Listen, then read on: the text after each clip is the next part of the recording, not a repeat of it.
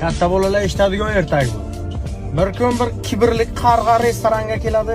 Shundan ichkariga kirgandan keyin o'zini zo'r qilib ko'rsatgisi keladi.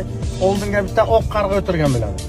Shunda geroylik qilib, bugun shu yerda o'tirganlarni hammasini men mehmon qilaman, pulim ko'p deydi. Pulini shunday chiqarib tashlaydi.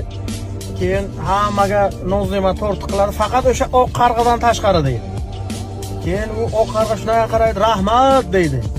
Ikkinchi marta uni yana maynasiga uradi, yana asab bo'ladi-da, ikkinchi marta eng qimmat go'shtingdan olib kel deydi ofisantga. Hammaga tort qil, faqat oq qarg'aga emas deydi.